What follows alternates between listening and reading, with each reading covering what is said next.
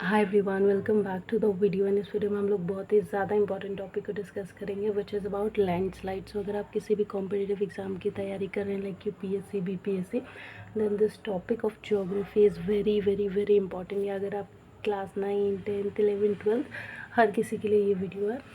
Okay, सो जो landslide होता है सबसे पहले तो ये एक नेचुरल डिज़ास्टर होता है। तो अब ये कैसे हम पहचानेंगे कि क्या अर्थक्वेक होता है, क्या लैंडस्लाइड होता है। तो लैंडस्लाइड होता है sudden movement of mass rock, soil and debris, लेकिन स्लोप के डाउन, और जो कि ग्रेविटी के इन्फ्लुएंस से होता है। यानी कि ग्रेविटी के इन्फ्लुएंस से स्लोप के डाउन डेब्रिस, सॉइल और रॉक, मास, जो मास रॉक होता है, जब उसका सडन अचानक से मूवमेंट, उसी को लैंडस्लाइड कहते हैं।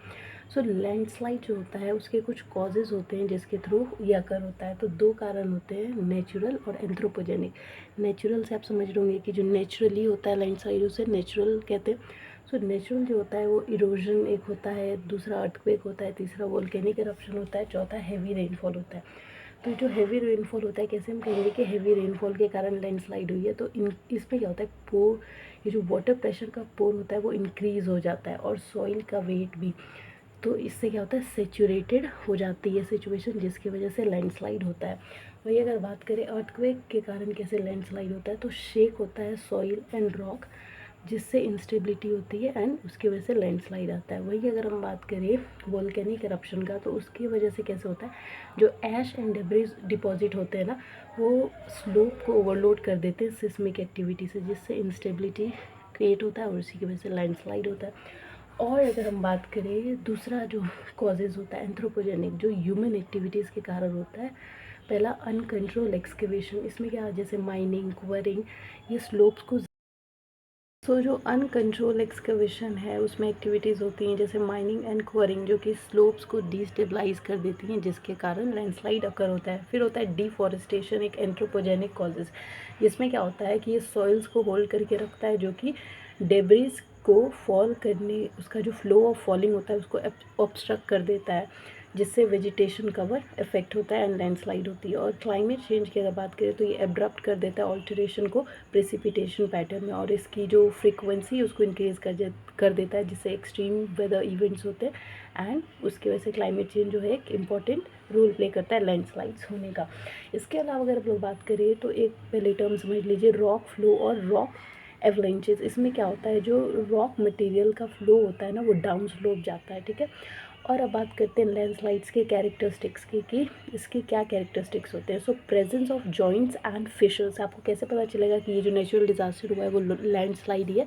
तो उसमें क्या होगा आपका, presence of joints and fissures. दूसरा होगा स्टीप टेरेन और हिली माउंटेनियस एरियाज में ये होगा। फिर तीसरा होगा लूजली पैक्ड और वेदर मटेरियल। चौथा कैरेक्टरिस्टिक्स है एरिया, वाइल्ड फायर बर्नट हो जाएगा इसके अंदर। और जो फोर्थ है, फिफ्थ है कैरेक्टरिस्टिक्स, वो है चैनल्स अलोंग रिवर स्ट्रीम। और अगर इसके टाइप की बात करें तो तीन टाइप का। ओके, सो थ्री टाइप्स के लैंडस्लाइड्स होते हैं, टॉपल्स, स्लाइड्स और फॉल। इन तीन टाइप्स में ये बटे होते हैं। इसके अलावा कुछ मेजर टाइप्स भी होते हैं इसके, दो, ट्रांजिशनल और रोटेशनल। इसके अलावा अगर हम लोग बात करें कि क्या इफेक्ट पड़ता है लैंडस्लाइड का, तो ये डैमेज कर देता है इंफ्रास्ट्रक्चर को, प्रॉपर्टी को, जैसे रोड, हाउसेज, ये वो लाइफ्स को इफेक्ट करता है, मतलब काफ़ी। इसके अलावा जो लैंडस्लाइड्स के कारण इफ़ेक्ट पड़ता है लाइफ पे, वो क्या होता है, एक तो आपके लाइफ्स जो होते हैं, मतलब ज़िंदगी बहुत ज़्यादा नुकसान होती है, काफ़ी लोगों की मौत हो जाती है, जानवर की मौत हो जाती है।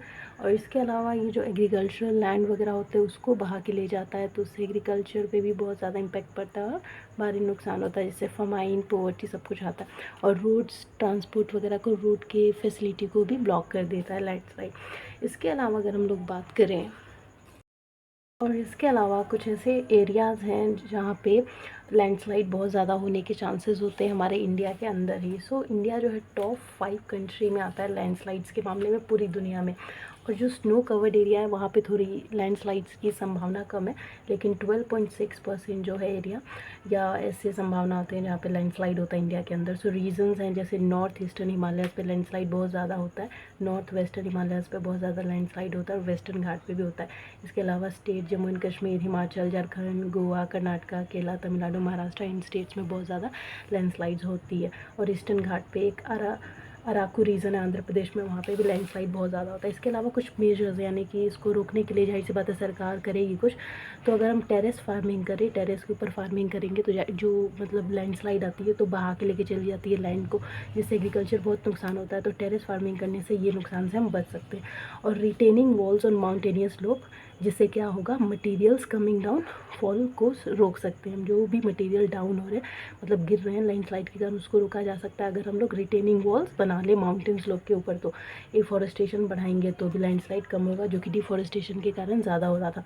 इसके अलावा डिज़ास्टर मैनेजमेंट एक्ट 2005 गवर्नमेंट ने बनाया था ताकि लोगों को समझाया जा सके, सरकार अपनी पॉलिसीज़ निकालती है इसके थ्रू, और बहुत सारे मेजर्स भी जो समझाते हैं कि यस लैंडस्लाइड बहुत ज़्यादा नुकसानदायक है और उससे हमें कैसे बचना है। और नेशनल डिज़ास्टर मैनेजमेंट अथॉरिटी 2009 में जो लैंडस्लाइड से डील पॉलिसीज़ बनाई थी इसने, और वेदर कंडीशन को रेगुलर चेक किया जाता है ताकि लैंडस्लाइड्स की पॉसिबिलिटी को कम किया जाए।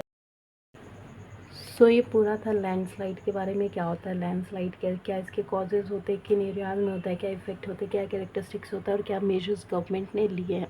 सो लैंडस्लाइड एक बहुत ही भयंकर नेचुरल डिज़ास्टर्स है जिसको ओवरकम करना बहुत ज़्यादा ज़रूरी है। वेदर कंडीशन को पहले अंदाज़ा लगा के हम इसको रोक सकते हैं क्योंकि इसके बहुत भारी नुकसान होते हैं, ज़िंदगियाँ चली जाती हैं इंसानों की, जानवर की, हमारे लैंड बहुत सारे बर्बाद होते हैं। और इंडिया एक ऐसी कंट्री है जो एग्रीकल्चर पे डिपेंड करती है और एग्रीकल्चर लैंड पे डिपेंड करता है, तो बहुत भारी नुकसान होता है। और पहले ही हमारे कंट्री में इतने रोड की फैसिलिटीज़, ट्रांसपोर्टेशन की फैसिलिटीज़ इतनी अच्छी नहीं है, लेकिन लैंडस्लाइड जैसे परेशानी आ गई और उसको बर्बाद कर देती है।